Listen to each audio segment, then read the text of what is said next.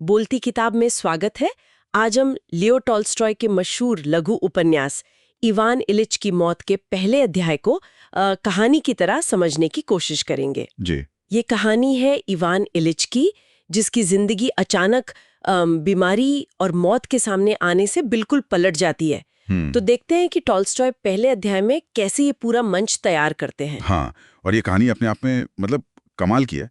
Tolstoy हमें सीधे Ivan की मौत के बाद की दुनिया में ले जाते हैं। हाँ, ये बात है। पहला अध्याय उसके साथियों और परिवार की प्रतिक्रियाओं पर ही केंद्रित है, जो तुरंत कहानी के जो गहरे सवाल है ना, उनकी तरफ इशारा करता है। तो कहानी शुरू होती है लॉ कोर्ट्स के एक कमरे से।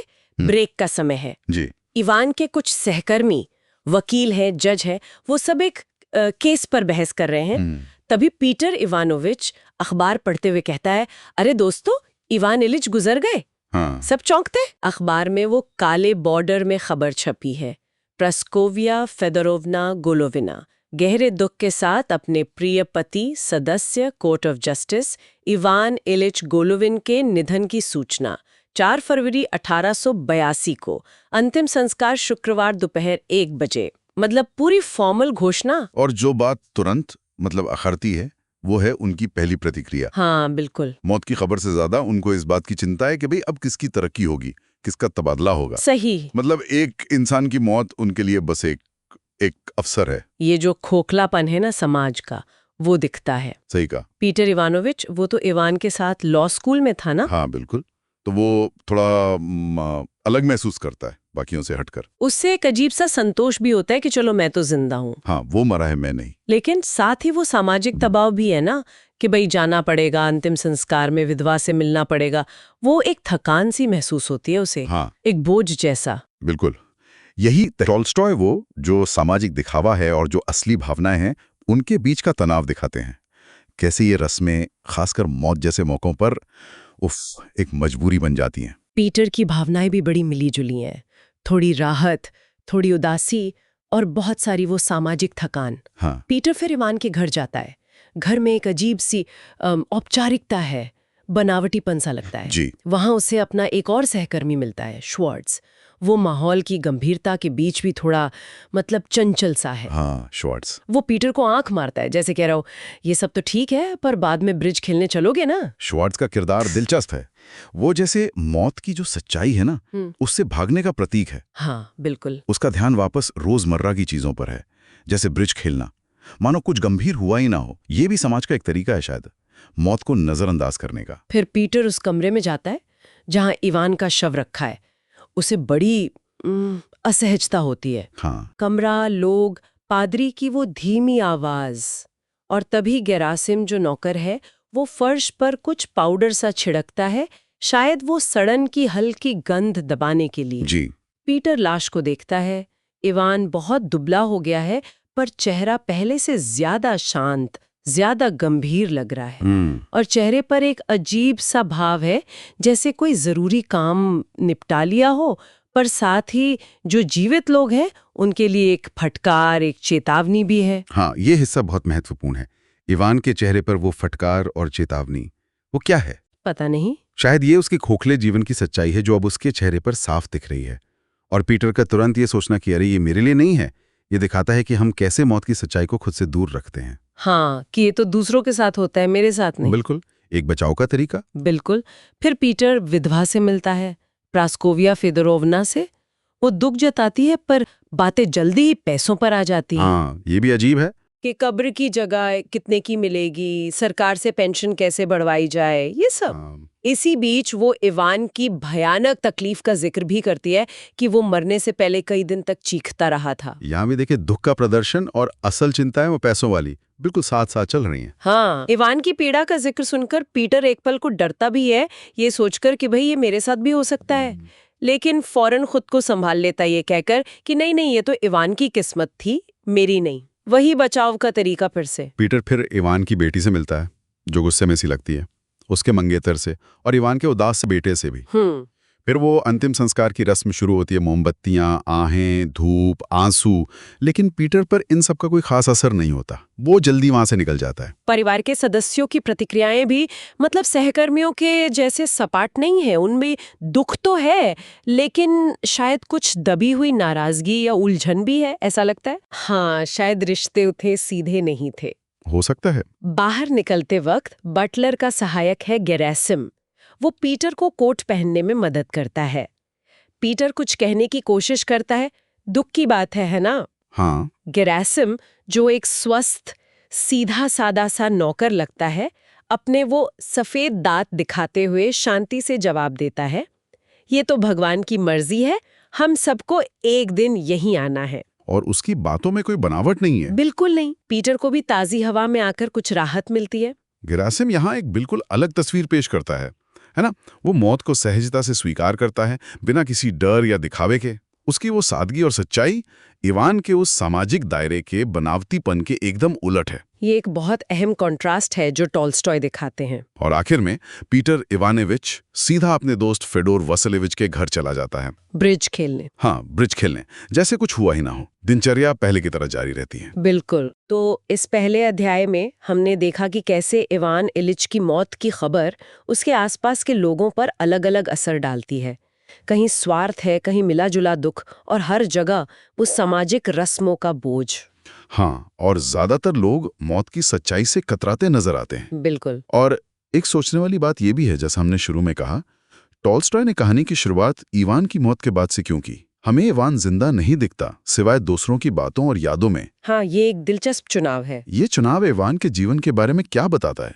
क्या ये इशारा है कि उसका जीवन शायद इतना खोखला था कि उसकी मौत भी दूसरों के लिए बस एक घटना बनकर रह गई? इवान इलिच का जीवन, कहानी कहती है, सबसे सरल, सबसे साधारण और इसलिए सबसे भयानक था। 45 साल की उम्र में उनकी मृत्यु हुई। वो न्याय अदालत के सदस्य थे। हाँ, और उनका परिवार, पिता थे इलिया एफिमोविच गोलोविन, एक उच्च पदस्थ अधिकारी, पर शायद उतने जरूरी नहीं। 3 बेटे थे, इवान बीच वाले थे। बड़े भाई तो पिता के नक्शे कदम पर चले गए, छोटे वाले थोड़े असफल माने जाते थे। अच्छा। बहन ने भी एक अधिकारी से ही शादी की। इवान को तो जैसे परिवार का सितारा, लो फिनिक्स de la familia कहते थे। परिवार का फीनिक्स। हाँ, वो बुद्धिमान थे, शिष्ट, जीवंत, मिलनसार भी। बिल्कुल, सक्षम, हंसमुख, अच्छे स्वभाव वाले, सामाजिक भी। पर एक बात थी, वो अपना कर्तव्य बड़ी सख्ती से निभाते थे। और कर्तव्य मतलब वो जो सत्ता में बैठे लोग सही मानते थे। सही कहा।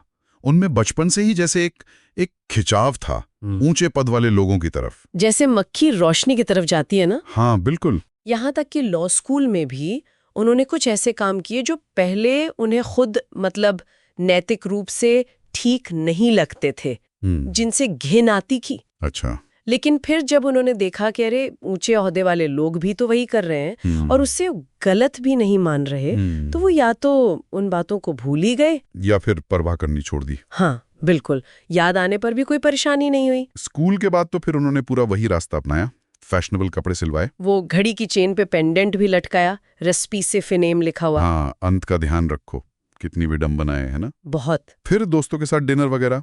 और पिता के असर से एक प्रांत में गवर्नर के यहाँ विशेष सेवा अधिकारी बन गए। और प्रांत में उनका जीवन कैसा था? आसान? हाँ, काफी आसान और सुखद। करियर भी बना रहे थे और साथ साथ शालीनता से मनोरंजन भी चल रहा था। मतलब काम में गंभीर? ओ बिल्कुल। काम के मामलों में अपनी जवानी और हल्के फुल्के शौक के बावजूद वो बहुत संयमित, समय के पाबंद और गंभीर थे। लेकिन समाज में अलग? हाँ, समाज में अक्सर मजाकिया, हमेशा अच्छे स्वभाव वाले, अपने तरीके से सही। गवर्नर और उनकी पत्नी उन्हें बॉन एंफॉन्ट कहते थे। अच्छा लड़का, भले मानस वाला। जी। वहाँ उनके कुछ अफेयर वगैरह भी रहे, पार्टियां, थोड़ी चापलूसी। हाँ, ये सब भी हुआ, लेकिन सब कुछ इतने सलीके से किया गया कि कोई उंगली नहीं उठा सकता था। सब उस फ्रेंच कहावत के तहत आ गया, इल fait que jeunesse se passe, कि जवानी में ये सब होता है, चलता है। बिल्कुल। फिर 5 साल बाद जब नए न्यायिक सुधार हुए, इवान इलिच एक नए रूप में सामने आए। उन्हें जांच मजिस्ट्रेट का पद मिला। उन्होंने ले लिया वो पद? हाँ, ले लिया। भले ही दूसरे प्रांत जाना पड़ा, नए सिरे से सब बनाना पड़ा। और जांच मजिस्ट्रेट के तौर पर वो कैसे थे? वैसे ही कॉमिल्फो जैसा होना चाहिए, शालीन, सबका सम्मान पाने वाले और अपने काम और निजी जीवन को अलग रखने में माहिर। ये काम उन्हें ज्यादा दिलचस्प लगा होगा। हाँ, बहुत। उन्हें अपनी शक्ति का एहसास हुआ कि कैसे बड़े-बड़े आत्मसंतुष्ट लोग भी उनके नीचे हैं, बस कागज पर कुछ लिखो। और कोई भी महत्वपूर्ण व्यक्ति उनके सामने पेश हो जाता था, आरोपी या गवाह के तौर पर। बिल्कुल। लेकिन उन्होंने कभी अपनी शक्ति का गलत इस्तेमाल नहीं किया, बल्कि उसे नरम करने की कोशिश की। कैसे? काम में वो कानूनी पहलू से जो भी अप्रासंगिक होता था उसे हटा देते थे, मामले को बस बाहरी रूप में देखते थे, अपनी व्यक्तिगत राय बिल्कुल बाहर। दिलचस्प। तो नए शहर में उनका जीवन अच्छा चल रहा था? हाँ, बहुत सुखद। समाज अच्छा था, वेतन ज्यादा था और उन्होंने विंट खेलना शुरू कर दिया। ताश का खेल, ब्रिज जैसा? हाँ, वैसा ही। और वो उसमें अच्छे थे, अक्सर जीतते भी थे, तो जीवन का आनंद और बढ़ गया। और यही उनकी मुलाकात अपनी होने वाली पत्नी से हुई? जी हाँ, प्रस्कोविया फेदोरोवना मिखेल, वो उस मंडली की सबसे आकर्षक, चतुर और प्रतिभाशाली लड़की मानी जाती थी। इवान ने उनके साथ एक हल्का-फुल्का चुलबुला रिश्ता शुरू किया। और कहते हैं कि नाचते समय उन्होंने प्रास्कोविया को मोहित किया और वो उनसे प्यार करने लगी। हाँ, इवान का पहले शादी का कोई पक्का इरादा नहीं था, लेकिन जब लड़की प्यार में पड़ गई तो उन्होंने खुद से पूछा, क्यों नहीं, शादी क्यों न कर लूं? ये फैसला भी काफी सोचा समझा लगता है। बिल्कुल। प्रास्कोविया अच्छे परिवार से थीं, दिखने में ठीक थीं, थोड़ी संपत्ति भी की, और सबसे बड़ी बात, उनके ऊंचे पद वाले सहयोगी से सही मानते थे। एग्जैक्टली। तो इवान इलिच ने शादी कर ली। शादी की तैयारी, शुरुआती दिन, नया फर्नीचर, नए बर्तन, चादरें, ये सब तो अच्छा रहा होगा। हाँ, तब तक बहुत सुखद रहा, जब तक उनकी पत्नी गर्भवती नहीं हो गई। इवान को तो लगा था कि शादी उनके आसान, सुखद, शालीन जीवन को बाधित नहीं करेगी, बल्कि सुधारेगी। हाँ, पर पत्नी के गर्भवती होने के पहले महीनों से ही कुछ नया सामने आया। अप्रिय, निराशाजनक, अशोभनीय, जिससे बचने का कोई रास्ता नहीं था। क्या हुआ? पत्नी बिना किसी वजह के जलन करने लगी।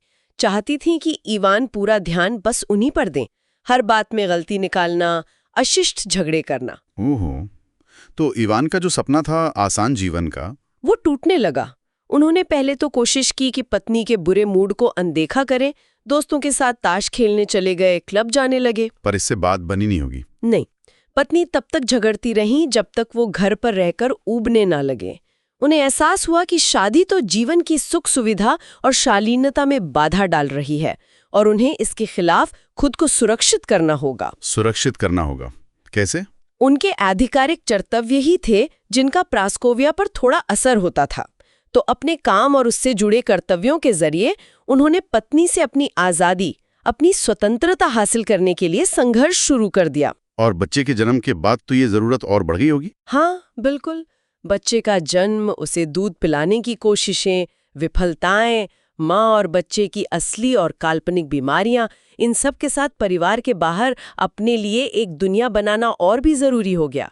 तो जैसे जैसे पत्नी ज्यादा चिड़चिड़ी और मांग करने वाली होती गई, वैसे वैसे इवान ने अपने जीवन का गुरुत्वाकर्षण केंद्र फोकस और ज्यादा अपने काम पर शिफ्ट कर दिया। और उन्हें अपना काम बेहतर लगने लगा। हाँ, और वो पहले से ज्यादा महत्वाकांक्षी भी हो गए। तो शादी के 1 साल के अंदर ही उन्होंने एक तरह से वैवाहिक जीवन का फॉर्मूला तय कर लिया। हाँ, बिल्कुल।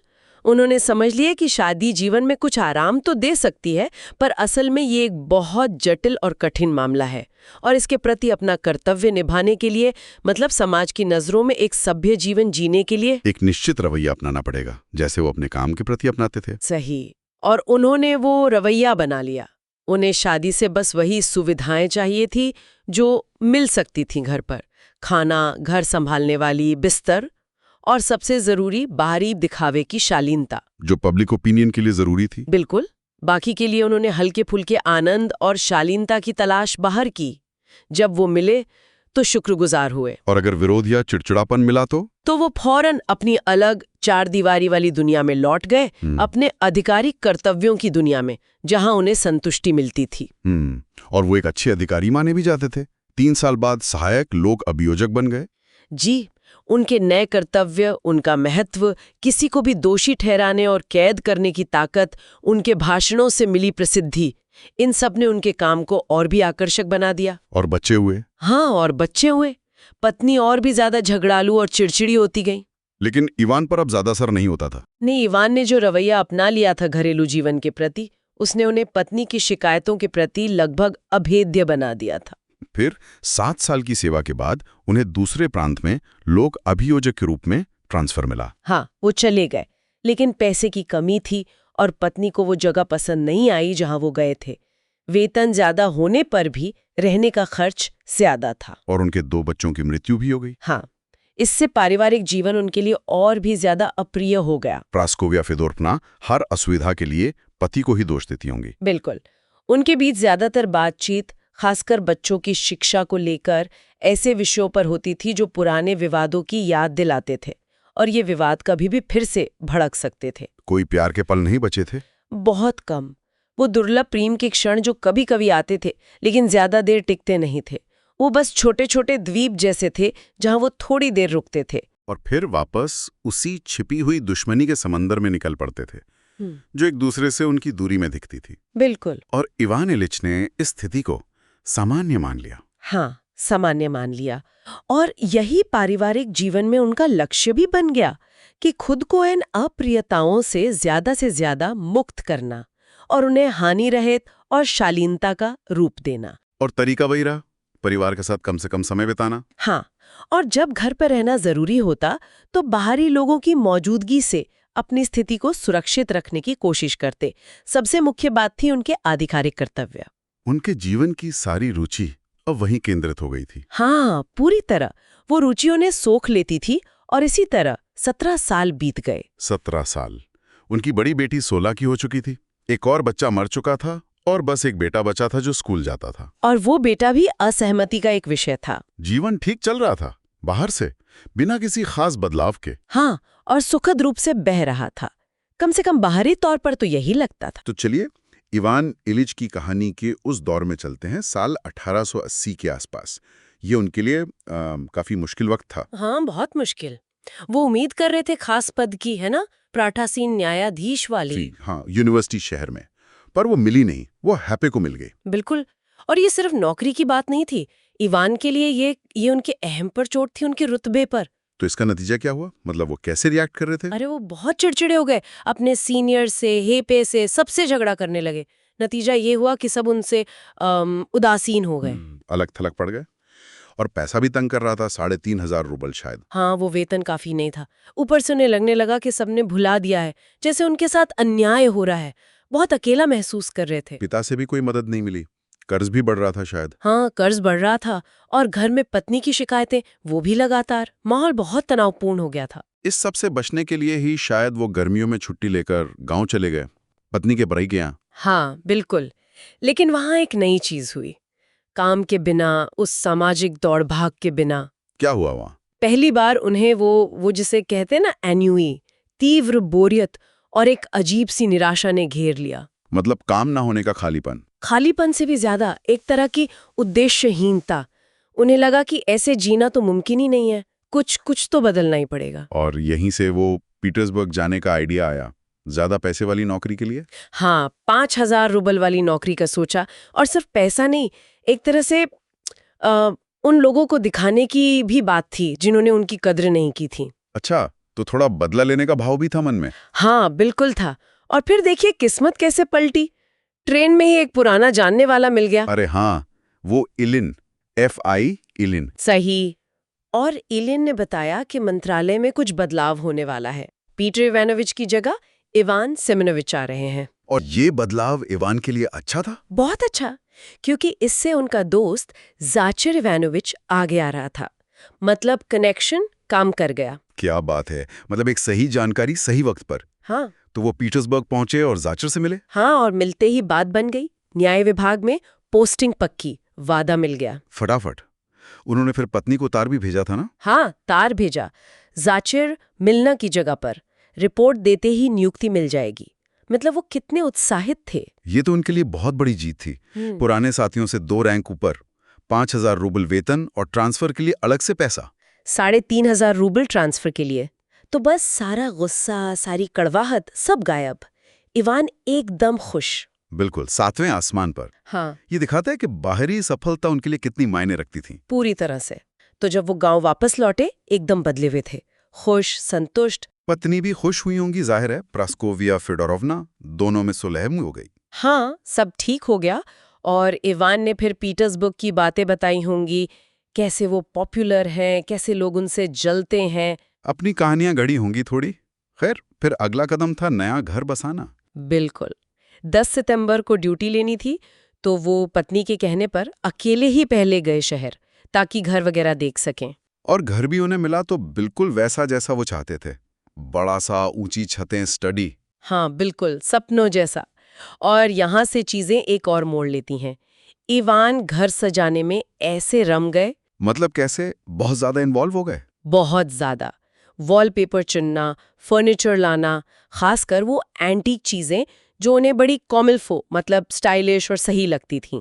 अच्छा, एंटीक का शौक चढ़ गया। हाँ, और वो खुद ही सब देख रहे थे। अपहोल्स्ट्री कैसी होगी, पर्दे कैसे लगेंगे। इस चक्कर में वो सस्ते में एंटीक चीजें भी खरीद लाए, जैसे अपनी सफलता का सबूत जुटा रहे हों।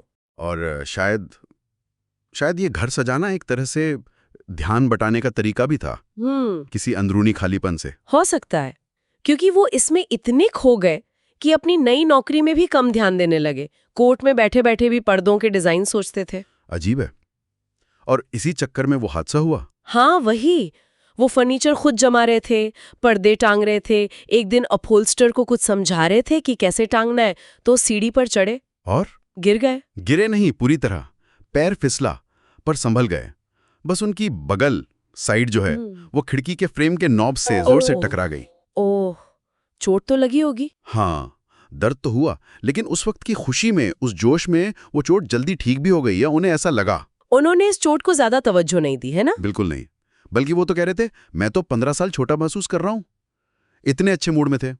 अक्टूबर तक घर तैयार। और घर कैसा बना? उनकी नजर में तो शानदार होगा, उनकी नजर में तो असाधारण था, पर असल में वो वैसा ही था जैसा नए नए अमीर बने मध्यम वर्गीय लोग बनाते हैं, थोड़ा दिखावटी। फिर परिवार आया, स्टेशन पर लेने गए होंगे। हाँ, परिवार को स्टेशन से लाए और घर दिखाया, पूरा रोशनी में जगमगाता हुआ। सब बहुत खुश हुए, चिल्लाए। बच्चों की खुशी, पत्नी की तारीफें, इवान तो फूले नहीं समाये होंगे। बिल्कुल, वो खुशी से झूम रहे थे। और जब चाय पर पत्नी ने गिरने के बारे में पूछा, तब क्या कहा? तब वो हंस दिए और मजाक में दिखाया भी कि कैसे गिरे थे। बोले, अरे अच्छा हुआ, मैं थोड़ा एथलीट टाइप हूँ, बस यहाँ थोड़ी चोट लगी है, छूने पर दर्द है, पर ठीक हो रहा है, बस एक खरोच है। बस एक खरोच है। मतलब पूरी तरह नजरअंदाज कर दिया उस चोट को। हाँ, बिल्कुल टाल दिया। और फिर उस नए घर में नई जिंदगी शुरू हुई। सब कुछ सेटल होने लगा। हाँ, हालांकि हमेशा की तरह एक कमरा कम ही लगा और कमाई भी थोड़ी सी कम पड़ गई, कोई 500 रूबल, पर कुल मिलाकर सब ठीक था। शुरू में तो घर सजाने की व्यस्तता रही होगी। हाँ, जब तक वो सब चलता रहा ठीक था। बाद में थोड़ी नीरसता आई, कुछ खालीपन सा लगा, तो फिर उन्होंने जान पहचान बनाना, आदतें डालना, जीवन को भरना शुरू किया। उनकी दिनचर्या कैसी थी, मतलब रूटीन? तय थी। सुबह कोर्ट जाना, घर पर रात का खाना। हाँ, घर की छोटी मोटी बातों से चिढ़ जाते थे, जैसे मेज़पोश पर दाग लग गया या पर्दे की डोरी टूट गई, लेकिन ऊपरी तौर पर सब ठीक था। जीवन आसान, सुखद और शिष्टता से चल रहा था। वो अपने काम और निजी जीवन को अलग रखने में कामयाब थे। हाँ, इसमें वो माहिर थे। उनके लिए असली जीवन तो उनका ऑफिशियल जीवन ही था। वही रिश्ते मायने रखते थे, बाकी सब शिष्टाचार, दिखावा। और ऑफिस में काम के अलावा? वही सेशन के बीच में सिगरेट पीना, चाय, थोड़ी राजनीति पर बातें, सामान्य मुद्दे, और हाँ, ताश खेलना और नियुक्तियों पर गपशप। घर लौटकर संतुष्ट महसूस करते थे। सामाजिक जीवन कैसा था? क्या चीज उन्हें सबसे ज्यादा पसंद थी? सबसे बड़ा सुख था अच्छे खिलाड़ियों के साथ ब्रिज खेलना, और ऊंचे रुतबे वाले सही लोगों को डिनर पर बुलाना उन्हें बहुत पसंद था। पार्टियों में भी जाते थे? हाँ, नाचते भी थे। एक बार तो उन्होंने खुद एक डांस पार्टी रखी थी। वो अच्छी भी रही, बस एक केक को लेकर पत्नी से झगड़ा हो गया था। केक पर झगड़ा? अच्छा। हाँ, वो कोई 45 रूबल का बिल था शायद। खैर, उन्होंने अपना एक दायरा बना लिया था। अच्छे लोग, महत्वपूर्ण लोग, सही युवा लड़के लड़कियां। जो लोग सही नहीं लगते थे, उनसे दूरी बना ली। रिश्तेदार वगैरह भी? हाँ, जो उनके हिसाब से ठीक नहीं थे, उनसे दूरी। बेटी लीजा भी बड़ी हो रही थी, तो उसके लिए रिश्ते देख रहे थे। एक लड़का था पिट्रिस्चेव, जांच मजिस्ट्रेट, उसमें रुचि थी। तो उसके लिए पार्टी वगैरह का सोच रहे थे? हाँ, पत्नी से बात कर रहे थे कि कोई पार्टी या नाटक का आयोजन किया जाए। तो कुल मिलाकर बाहरी तौर पर सब कुछ एकदम सही चल रहा था। जीवन बिना किसी रुकावट के बड़ी सहजता और सुखद तरीके से आगे बढ़ रहा था। बिल्कुल ठीक वैसा जैसा इवान इलिच हमेशा से चाहते थे, या कम से कम जैसा उन्हें लगता था कि वो चाहते हैं। सब कुछ एकदम प्रॉपर और कॉमन इल्फो। तो इवान इलिच की कहानी में अब हम उस मोड़ पर हैं जहां चीजें वाकई बदलने लगती हैं। हाँ बिल्कुल। शुरुआत तो बहुत धीरे से होती है। पहले तो बस वो बाईं तरफ एक हल्की सी बेचैनी सी महसूस होती है। और वो मुंह में अजीब सा स्वाद भी, मतलब शुरू में तो लगता है जैसे कुछ खास नहीं। सही कहा। लेकिन ये जो बेचैनी है ये टिकती नहीं। ये धीरे धीरे एक तरह के दबाव में बदल जाती है। दर्द नहीं कह सकते, पर हाँ कुछ भारीपन सा। और इसका असर सीधा उसके मिजाज पर, चिड़चिड़ापन। हाँ, वो बढ़ने लगता है। और फिर वो जो गोलोविन परिवार का बड़ा सवारा हुआ, वो सुखद, आसान और मर्यादित जीवन था न। हाँ, उस पर असर पड़ने लगता है। बिल्कुल।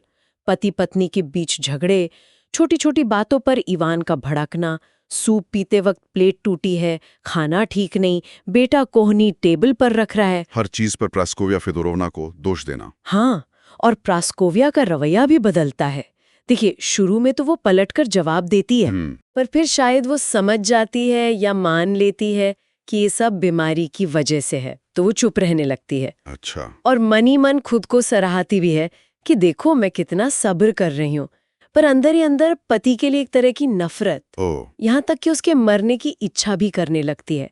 हालांकि वो डर भी है कि वेतन रुक जाएगा। ये कमाल है ना, वो बाहरी दिखावा, वो मर्यादा, और अंदर इतनी कड़वाहट। खैर, एक झगड़े के बाद फिर प्रास्कोविया जोर डालती है कि डॉक्टर के पास जाओ। हाँ, एक मशहूर डॉक्टर के पास।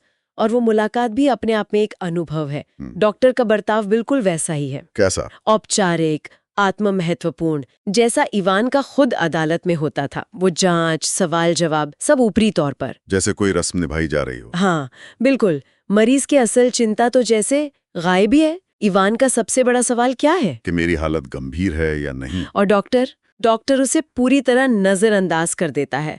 उसका ध्यान तो इस पहेली पर है कि भाई किडनी का मामला है, कटार है, या फिर अपेंडिसाइटिस। जैसे इवान कोई केस फाइल हो, इंसान नहीं। बिल्कुल। आखिर में वो कहता है कि शायद अपेंडिक्स है, पर यूरिन टेस्ट के बाद पक्का पता चलेगा। और यहीं इवान को वो चुभने वाला एहसास होता है कि हाँ, मामला तो गंभीर है, पर शायद उसकी ये गंभीरता डॉक्टर के लिए या दुनिया के लिए कोई मायने नहीं रखती। ये बहुत दुखद एहसास है और कड़वाहट भी भर देता होगा। बिल्कुल। और घर लौटकर वही माहौल, उदासीनता। हाँ, पत्नी और बेटी बाहर जाने के लिए तैयार खड़ी हैं। आधी बात सुनी और चली गई। ध्यान बस इस पर कि दवा टाइम पे लेना, नुस्खा भिजवा देना। जैसे कोई घरेलू काम हो जिसे निपटाना है, बस। इवान अकेला रह जाता है। हाँ, और यहीं से उसकी दुनिया जैसे सिकुड़ने लगती है। उसका सारा ध्यान, सारा फोकस अब अपनी बीमारी पर है, अपने शरीर पर। दर्द, उत्सर्जन, डॉक्टर की हिदायतें। बिल्कुल। बस इन्हीं चीजों का हिसाब रखना, दूसरों की बीमारियों की बातें सुनना और फिर उसे अपनी हालत पर लागू करना, यही उसका नया इंटरेस्ट बन जाता है। लेकिन इससे कोई फायदा, मतलब राहत मिलती है? नहीं, दर्द तो कम होता नहीं। वो कोशिश करता है खुद को यकीन दिलाने की कि मैं बेहतर हो रहा हूँ। पर जैसे ही कोई भी बाहरी परेशानी होती है, जैसे पत्नी से झगड़ा हो गया, या काम में कुछ गड़बड़ हुई, या ताश के खेल में पत्ते खराब आ गए, अच्छा, तो फौरन उसे अपनी बीमारी की, अपनी असलियत की याद आ जाती है। और तेजी से उसे लगता है ये रुकावटें ही उसे मार डालेंगी। गुस्सा काबू में नहीं रहता। तो फिर और डॉक्टरों के चक्कर? हाँ, वो सिलसिला शुरू होता है। एक और मशहूर डॉक्टर, फिर किसी दोस्त का दोस्त जो अच्छा डॉक्टर माना जाता है, फिर एक होम्योपैथ। और नतीजा? हर कोई अलग बात कहता है, अलग निदान। इससे इवान का भ्रम, उसका शक, उसका डर सब बढ़ता ही जाता है। हालात इतनी खराब हो जाती है कि वो एक चमत्कारी आइकन से इलाज की बात सुनता है तो एक पल को उस पर भी यकीन करने लगता है। हाँ, और फिर खुद पर ही शर्मिंदा होता है कि मैं ये क्या सोचने लगा। ये बेचैनी किस चीज की है? सिर्फ इलाज की, या शायद कोई उसे समझे, उसकी हालत को गंभीरता से ले? शायद दोनों की। क्योंकि अब उसे साफ लगने लगा है कि उसके अंदर कुछ बहुत भयानक घट रहा है, कुछ नया और जरूरी, और इसे सिर्फ वो ही जानता है, वो ही महसूस कर सकता है। दर्द बढ़ रहा है, मुंह का स्वाद खराब है, कमजोरी। हाँ, सब कुछ। और त्रासदी ये है कि जो सबसे करीबी हैं, पत्नी बेटी, वो अपने सामाजिक जीवन में इतने मग्न हैं कि वो या तो इसे समझना नहीं चाहते। या समझ ही नहीं पाते। उल्टा वो इवान के इस उदास डिमांडिंग स्वभाव से चिढ़ने लगते हैं। उसे लगने लगता है कि वो उनके रास्ते का रोड़ा बन गया है। बिल्कुल। और पत्नी का रवैया तो ऐसे है जैसे इवान खुद ही जिम्मेदार है अपनी इस हालत का। और ये अकेलापन सिर्फ घर तक नहीं है। अच्छा, अदालत में भी? हाँ, वहां भी उसे लगता है जैसे लोग उसे अजीब तरह से घूर रहे हैं, जैसे इंतजार में हो कि कब इसकी कुर्सी खाली हो। और दोस्त? दोस्त मजाक उड़ाते हैं, खासकर वो श्वार्ट्ज। उसकी वो जिंदा दिली, वो बेफिक्री इवान को बहुत चुभती है। शायद इसलिए कि वो उसे उसी पुराने ईवान की याद दिलाती है जो वो कभी था। हो सकता है, बिल्कुल। ये अलगाव और गलतफहमी अपने चरम पर पहुंचती है ब्रिज के खेल में। हाँ, वो ब्रिज वाला सीन। पत्ते अच्छे हैं, ग्रैंड स्लैम बन सकता है, सामाजिक कामयाबी का एक और प्रतीक, लेकिन तभी वही दर्द, वही कसेला स्वाद। हाँ, और अचानक वो ग्रैंड स्लैम बनाने की सारी खुशी, उसका सारा मतलब एकदम बेमानी, बेतुका लगने लगता है। और जब उसका साथी मिखाइल मिखाइलोविच वो शिष्टाचार में पत्ते उसकी तरह बढ़ाता है, तो इवान के मन में वो कड़वा सवाल उठता है, क्या ये मुझे इतना कमजोर समझता है? और इसी उथल-पुथल में वो गलती कर देता है, ग्रैंड स्लैम हाथ से गया। लेकिन इससे भी बड़ी बात तो कुछ और होती है। हाँ, सबसे भयानक बात यह है कि उसे मिखाइल की निराशा तो दिखती है, पर इवान को खुद कोई अफसोस नहीं होता, जरा भी नहीं। उसे परवाह ही नहीं होती। बिल्कुल। और उसी पल उसे ये भी समझ आता है कि उसे परवाह क्यों नहीं हो रही। शायद पहली बार उसे अपनी अंदरूनी सच्चाई का, अपनी मौत की हकीकत का इतना साफ एहसास होता है। और बाकी लोग वो समझ जाते हैं। सब देख लेते हैं कि वो तकलीफ में है। उसे लगता है जैसे उसने सारी महफिल का मजा किरकिरा कर दिया। उफ। वो फिर रात को अकेले बिस्तर में वो एहसास और गहरा जाता है कि मेरा जीवन जहरीला हो गया है और ये जहर अब दूसरों के जीवन में भी फैल रहा है। और ये कम नहीं हो रहा। नहीं, बल्कि और गहराता जा रहा है। उसे दर्द, खौफ और उस गहरे अकेलेपन के साथ बिस्तर पर जाना पड़ता है। रातें अक्सर जागते हुए कटती हैं। हर अगला दिन एक यातना जैसा। हाँ, वो खुद को महसूस करता है जैसे किसी खाई के किनारे पर खड़ा है, बिल्कुल अकेला, न कोई समझने वाला, न कोई हमदर्दी जताने वाला। अध्याय 5। तो नए साल से ठीक पहले की बात है। इवान इलिच के साले साहब शहर आए हुए थे और उन्हीं के घर रुके। हाँ। इवान उस वक्त कोर्ट में थे। जब वो घर लौटे और अपने स्टडी रूम में गए तो देखा साले साहब वहीं हैं, एकदम तंदुरुस्त, हट्टे-कट्टे और अपना सूटकेस खोल रहे थे। अच्छा। इवान के कदमों की आहट सुनी तो उन्होंने सिर उठाया और बस एक पल को, बिना कुछ कहे, इवान को देखा। और वो एक नजर, उसी ने इवान को सब कुछ बता दिया। मतलब बिना कहे ही सब कुछ समझ आ गया। हाँ, बिल्कुल। साले साहब का मुंह हैरानी जताने के लिए खुला भी, पर वो रुक गए और बस इसी से बात जैसे पक्की हो गई। हाँ। इवान ने पूछा, मैं बदल गया हूं, है ना? और जवाब क्या मिला? जवाब मिला, हाँ, बदलाव तो है। बस इसके बाद इवान ने चाहे जितनी कोशिश की हो, साले साहब ने उनकी सेहत पर कोई बात ही नहीं की, टाल गए वो। ये बहुत दिलचस्प है, कैसे एक नज़र या एक अधूरा सा वाक्य भी वो सच्चाई कह देता है जिससे शायद इंसान खुद बचना चाह रहा हो। इवान को ये बाहरी पुष्टि मिल रही है ना, कि वो बीमार दिखते हैं। हाँ, पर शायद वो मानना नहीं चाह रहे। बिल्कुल, अभी भी शायद वो उसे पूरी तरह मानने को तैयार नहीं है। फिर प्रास्कोविया फेदोरोव्ना घर आती हैं और उनके भाई उनसे मिलने बाहर चले जाते हैं। इवान ने दरवाजा बंद किया और आईने के सामने खड़े हो गए, खुद को देखने के लिए। हाँ, पहले सामने से देखा, फिर साइड से, फिर अपनी पत्नी के साथ एक पुरानी तस्वीर निकाली और उसकी तुलना आईने वाले अक्स से की। ओह! और फर्क बहुत बड़ा था, बहुत ही ज्यादा। फिर उन्होंने अपनी बाहें कोहनी तक खोली, उन्हें देखा, फिर आस्तीन ने नीचे की और एक ऑटोमन पर बैठ गए। और ऐसा लगा जैसे उन पर रात से भी ज्यादा गहरा अंधेरा छा गया हो। आईना यहाँ सिर्फ चेहरा नहीं दिखा रहा है ना, वो असल में शायद मौत की सच्चाई का सामना करवा रहा है। तस्वीर में वो पुराना स्वस्थ रूप है और आईने में ये गिरावट, ये तुलना उनके अंदर के डर को और गहरा कर देती होगी। बिल्कुल। वो खुद से कहते हैं, नहीं नहीं, ये नहीं चलेगा।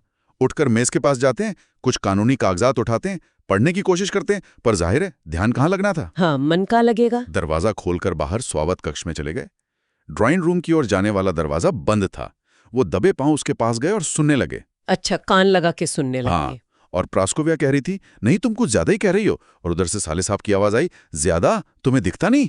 अरे वो तो एक मरा हुआ आदमी लगता है, उसकी आंखें देखो जरा, कोई जान ही नहीं बची उनमें। लेकिन उसे हुआ क्या है? और ये सुनना इवान के लिए कितना भयानक रहा होगा, अपने ही घर में अपनों के मुंह से ऐसी बातें। हाँ, और फिर आवाज आई, कोई नहीं जानता।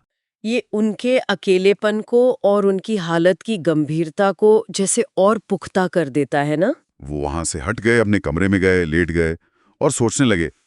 किडनी, एक तैरती हुई किडनी, डॉक्टरों की सारी बातें याद आने लगी। हाँ, वो मेडिकल जार्गन जो उन्हें बताया गया था। हाँ, और वो कल्पना में ही उस किडनी को पकड़ने, रोकने, सहारा देने की कोशिश करने लगे।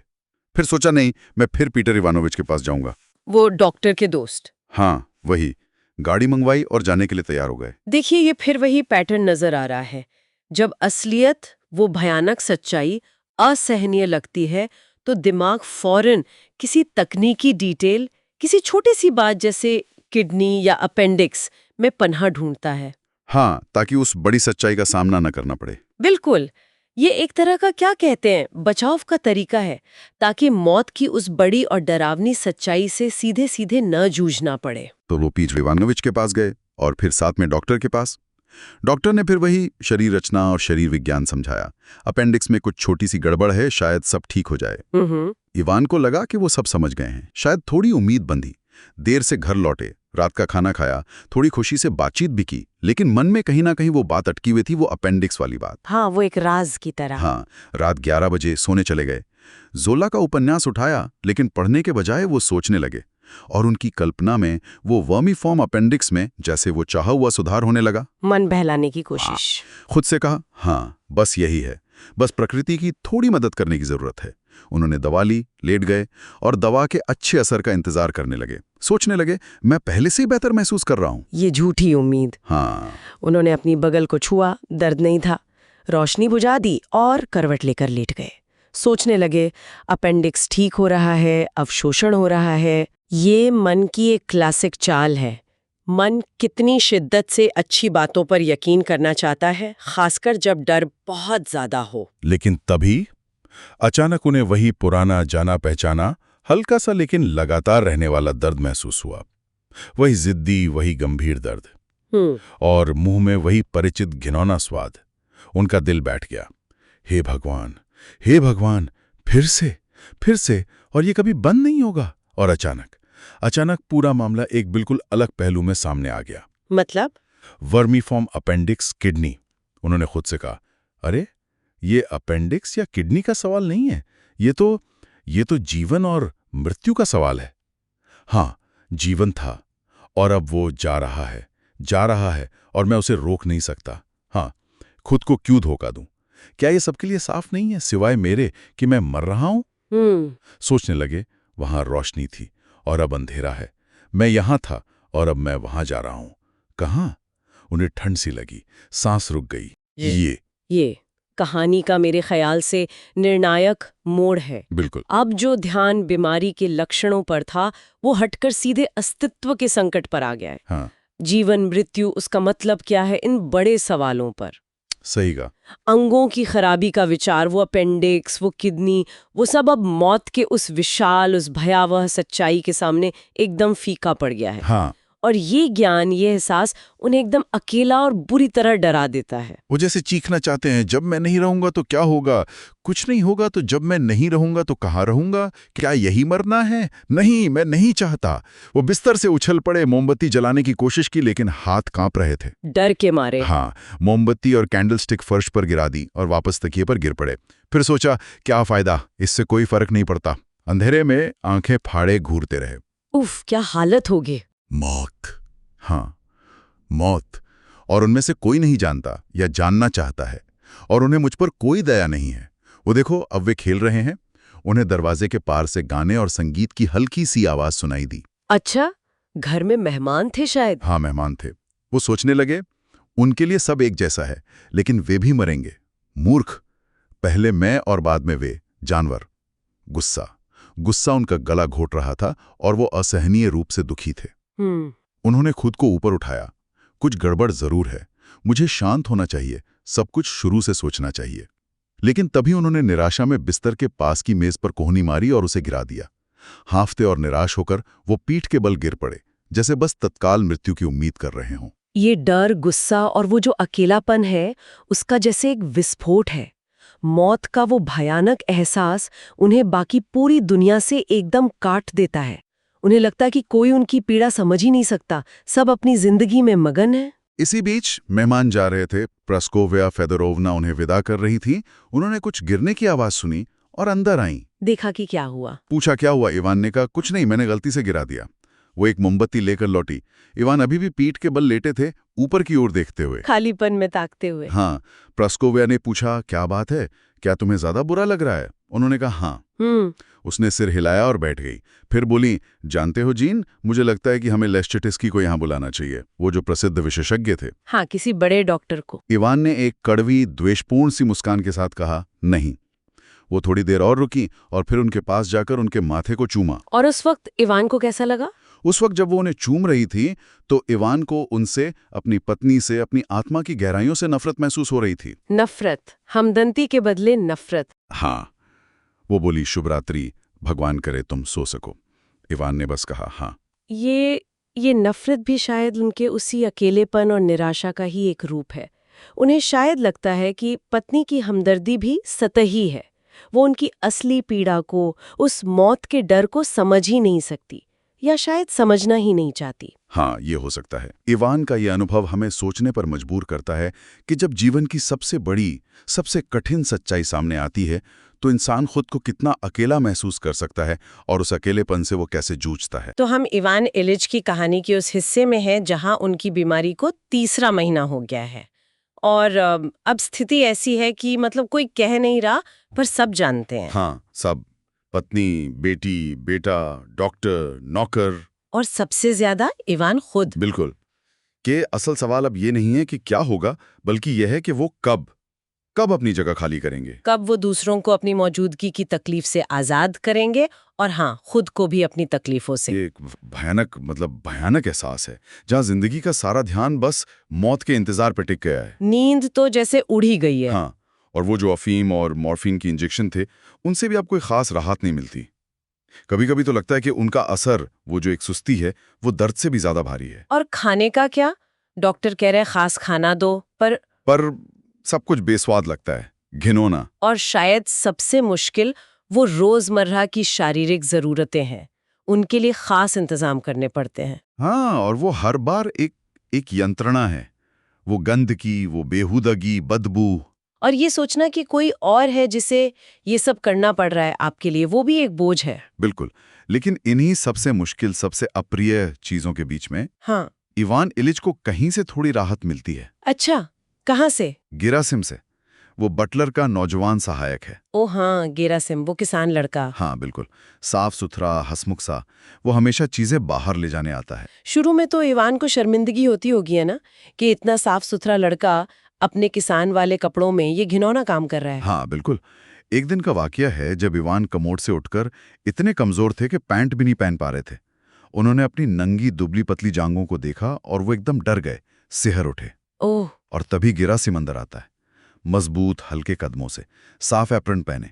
उसकी मजबूत बाहें दिख रही हैं। और वो बीमार मालिक को देखता नहीं है ना, जैसे उनकी शर्मिंदगी समझ रहा हो। हाँ बिल्कुल, वो बस अपना काम करता है।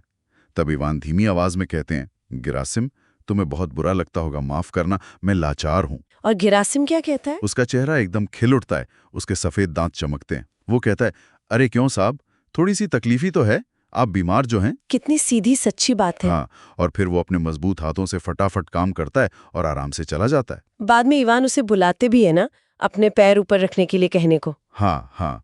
और हैरानी की बात यह है कि जब गेरासिम उनके पैर अपने कंधों पर रखता है तो इवान को सच में बेहतर महसूस होता है, दर्द कम हो जाता है। उन्हें गेरासिम के साथ अच्छा लगता है, उसकी मौजूदगी में आराम मिलता है। ये दिलचस्प बात है। दूसरों की सेहत, उनकी ताकत, उनकी जिंदादिली इवान को चुभती थी। हाँ, परेशान करती थी। पर गेरासिम की ताकत और जिंदादिली उन्हें सुकून देती थी, परेशान नहीं करती थी। शायद इसलिए कि उसमें कोई दिखावा नहीं था, वो जैसी है वैसी ही थी, सच्ची। बिल्कुल, उसमें एक सादगी थी, एक सच्चाई थी। लेकिन इवान की सबसे बड़ी तकलीफ शायद शारीरिक नहीं थी, नहीं, वो नहीं थी। सबसे ज्यादा दर्द देने वाली चीज वो झूठ था। हाँ, वो झूठ जिसे सबने पता नहीं क्यों मान लिया था कि वो मर नहीं रहे हैं, बस बीमार हैं। बस चुप रहो, इलाज कराओ और सब ठीक हो जाएगा। ये वाला झूठ, जबकि वो खुद जानते थे और कहीं ना कहीं बाकी सब भी जानते थे कि अब कुछ भी करने से कुछ नहीं होने वाला। सिवाय और ज्यादा तकलीफ और मौत के। हाँ, और ये धोखा, ये झूठ उन्हें अंदर से खाया जा रहा था। लोग वो मानना ही नहीं चाहते थे जो सच था। वो उनकी भयानक हालत के बारे में उनसे झूठ बोलना चाहते थे और उन्हें भी मजबूर कर रहे थे कि वो उस झूठ में शामिल हों। ये झूठ, उनकी मौत से ठीक पहले खेला जा रहा ये नाटक, जो मरने जैसे गंभीर असली अनुभव को बिल्कुल मामूली बना रहा था, जैसे कोई रोज की मुलाकात हो या पर्दे ठीक करना हो या रात के खाने में कौन सी मछली बनी है, इस स्तर पर ले आए थे। ये इवान के लिए एक भयानक यंत्रणा थी। कई बार वो चीखना चाहते होंगे ना।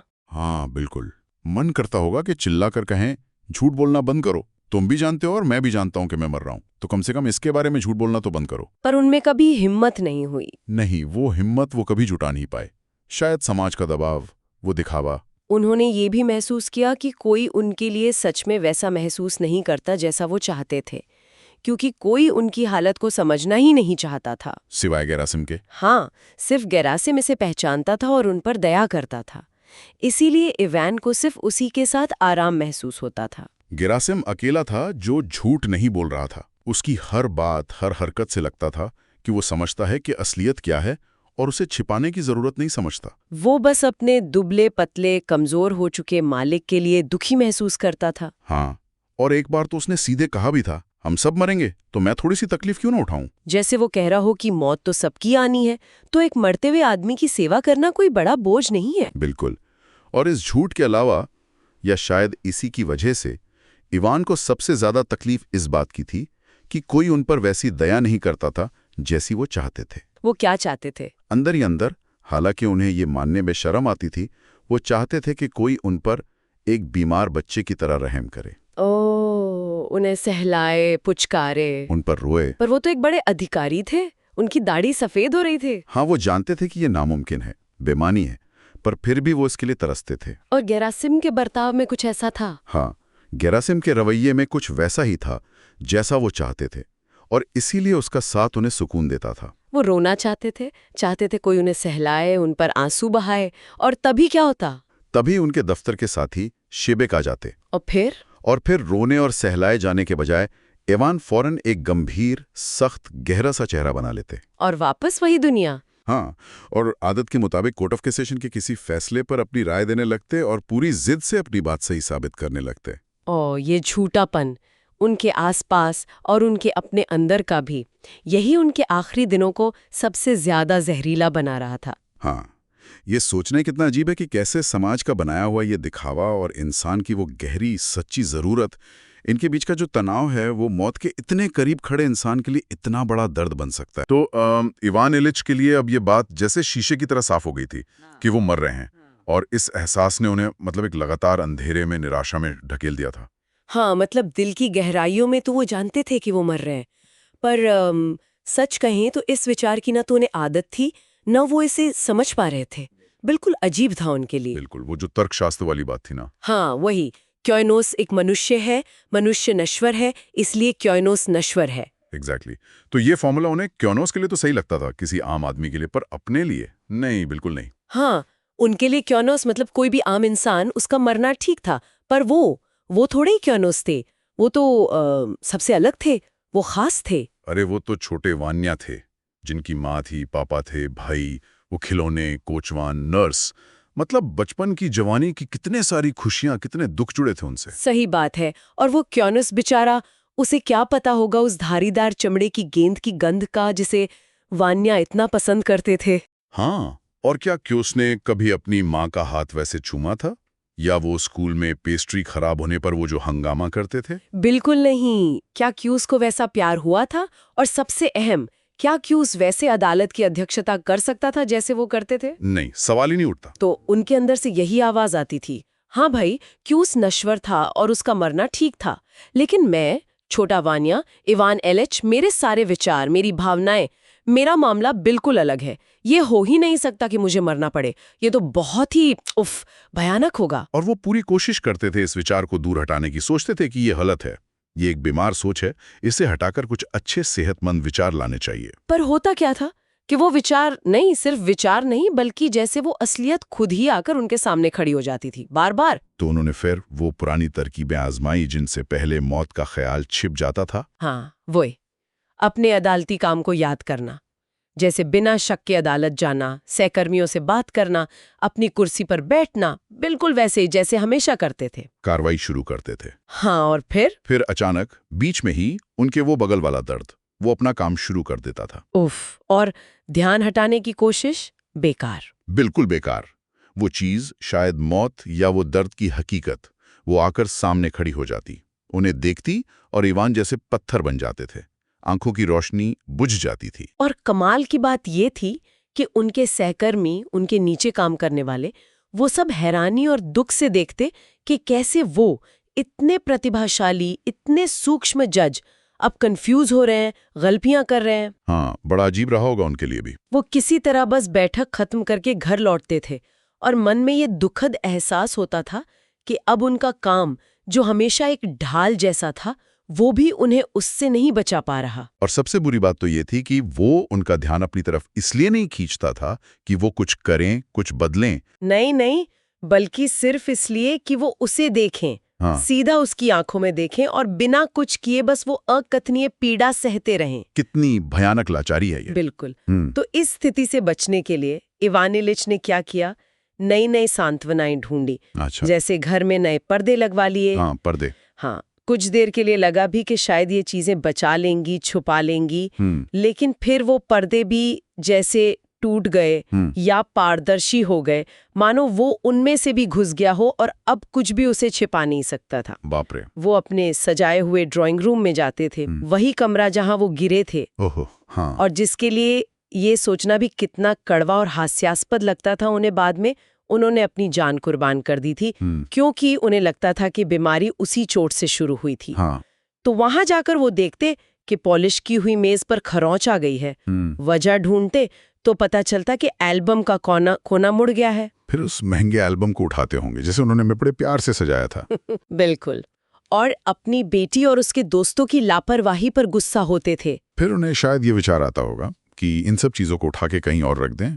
हाँ, कमरे के दूसरे कोने में पौधों के पास नौकर को बुलाते, लेकिन अक्सर बेटी या पत्नी मदद करने आ जाती। और फिर भैंस? हाँ, वो सहमत नहीं होते, पत्नी विरोध करती, वो बहस करते, गुस्सा हो जाते।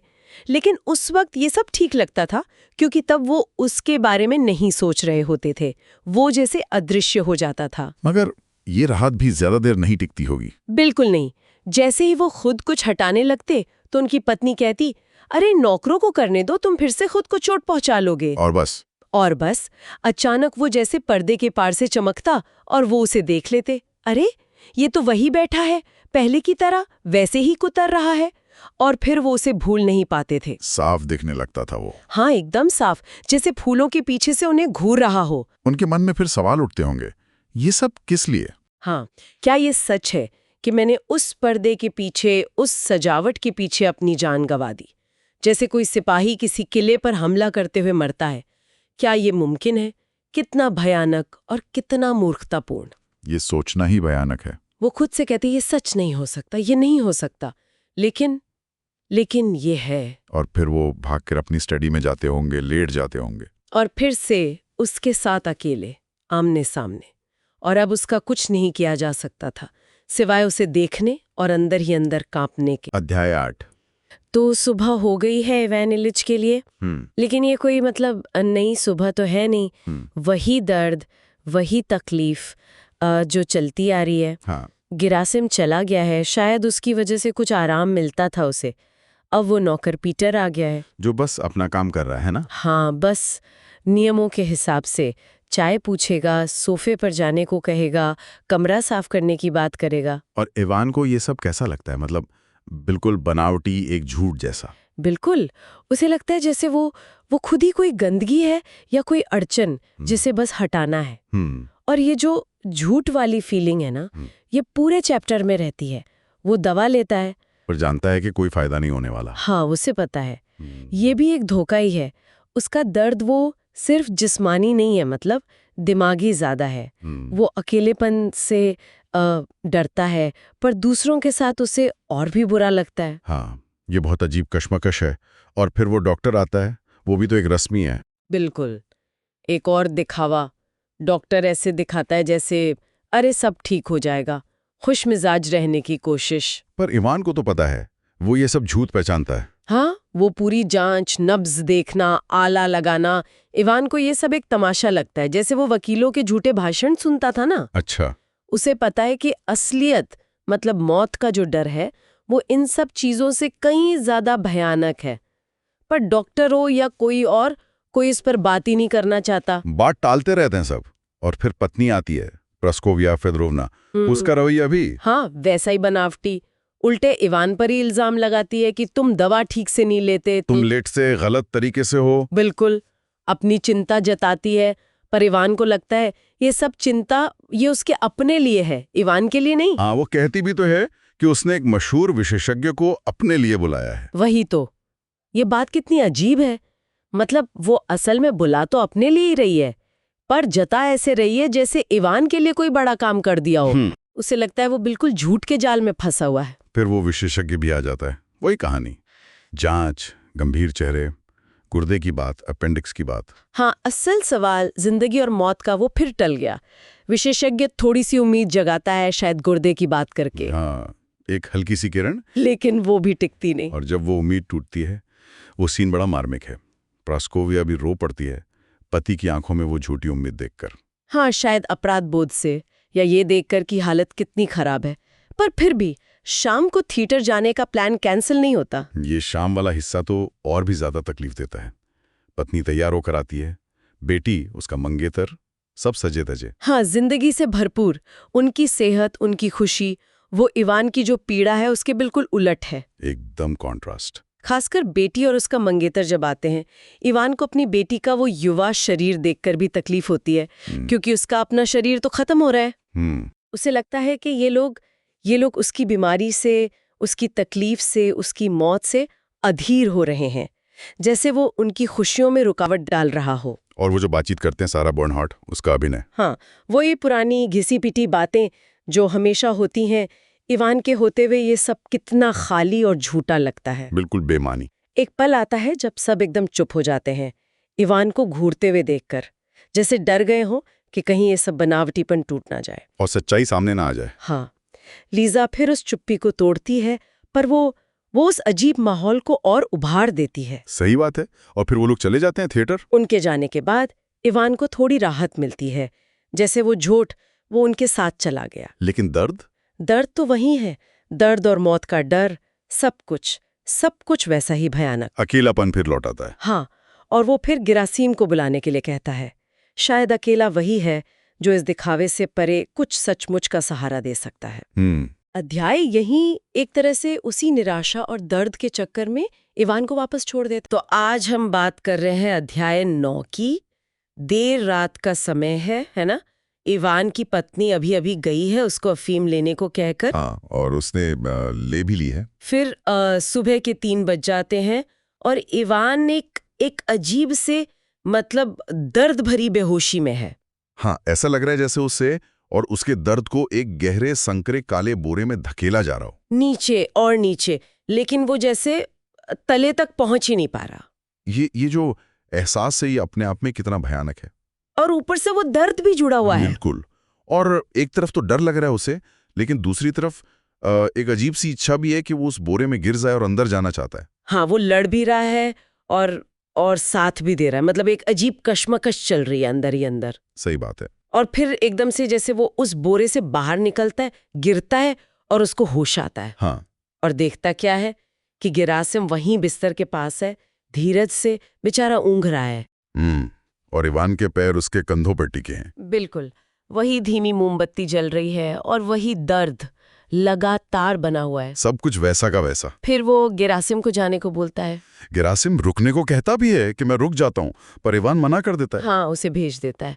और जैसे ही गेरासिम कमरे से जाता है ना, इवान अपने पैर हटाता है, करवट लेता है और उसे खुद पर बहुत तरस आता है। फिर वो खुद को रोक नहीं पाता और बिल्कुल एक बच्चे की तरह फूट फूट कर रोने लगता है। जोर जोर से। हाँ, अपनी बेबसी पर रोता है, अपने भयानक अकेलेपन पर, इंसानों की मतलब बेरुखी पर, शायद ईश्वर की क्रूरता पर भी, और शायद इस ख्याल पर कि ईश्वर है ही नहीं। ये बिल्कुल एक गहरा मतलब अस्तित्व का संकट है। हाँ, एग्जिस्टेंशियल क्राइसिस जिसे कहते हैं। बिल्कुल, वो बुनियादी सवाल उठा रहा है, क्यों किया ये सब, क्यों लाए मुझे यहाँ, क्यों दे रहे हो इतनी भयानक तकलीफ। और उसे पता है कि जवाब शायद नहीं मिलेगा। जवाब की उम्मीद तो नहीं है, पर वो रोता है क्योंकि कोई जवाब है ही नहीं, शायद हो भी नहीं सकता। दर्द फिर से तेज होता है, लेकिन इस बार वो हिलता नहीं है, किसी को बुलाता नहीं। बस मन में सोच रहा है, हाँ मारो मुझे और मारो, पर किस लिए? मैंने किया क्या है आखिर? किस लिए ये सब? फिर एकदम शांत हो जाता है, रोना बंद, सांस रोके हुए और पूरा ध्यान अंदर। जैसे वो बाहर नहीं बल्कि अंदर की आवाज सुन रहा हो, अपनी आत्मा की आवाज। हाँ, अपने अंदर उठते विचारों के प्रवाह को। और तब पहला साफ विचार जो शब्दों में ढलता है वो है, तुम क्या चाहते हो? वो खुद से दोहराता है, क्या चाहते हो? हाँ, क्या चाहते हो? और जवाब आता है, जीना और दर्द न सहना। वो फिर इतने ध्यान से सुनता है कि दर्द भी जैसे पीछे छूट जाता है। और फिर अंदर से आवाज आती है, जीना, पर कैसे जीना? कैसे? वो जवाब देता है, वैसे ही जैसे मैं पहले जीता था, अच्छी तरह, मजे से। अच्छा, जैसे तुम पहले जीते थे, अच्छी तरह और मजे से। हाँ, और यहीं पर है ना एक बड़ा मोड़ आता है कहानी में। बिल्कुल, जैसे वो आवाज उसे चुनौती दे रही हो कि क्या वाकई वो जिंदगी अच्छी और मजेदार थी। तो इवान फिर याद करने लगता है अपने वो अच्छे पल जो उसे लगता था कि सुखद थे। हाँ, कोशिश करता है याद करने की। पर अजीब बात है, सिवाय बचपन की कुछ धुंधली खुशियों के बाकी सब यादें सब खोखली सी लगती हैं। हाँ, वो चमक जैसे फीकी पड़ गई है अब, उनमें वो बात नहीं रही। बचपन में शायद कुछ था जो सचमुच अच्छा है ना, जिसके सहारे जिया जा सकता था अगर वो लौट पाता। पर वो बच्चा तो अब है नहीं, वो वक्त गुजर गया। बिल्कुल। और जैसे ही वो उस दौर पर आता है जिसने मतलब आज का इवान इलिच बनाया, हाँ, लॉ स्कूल, फिर नौकरी, तरक्की, हाँ, तो वो सारी खुशियां जो तब खुशियां लगती थीं अब उसकी नजर में पिघलकर बिल्कुल फीकी, बल्कि कई बार तो घिनौनी लगने लगती हैं। सच में घिनौनी भी। हाँ, बचपन से जितना दूर और आज के जितने करीब आता है, वो खुशियां उतनी ही बेमानी और संदिग्ध होती जाती हैं। वो सोचता है लॉ स्कूल चलो ठीक था, फिर गवर्नर की नौकरी में कुछ ठीक ठाक पल थे, किसी औरत से इश्क की यादें, फिर सब जैसे गड्ढमड हो गया। शादी, फिर उम्मीदों का टूटना, पत्नी की सांसों की वो बदबू का जिक्र,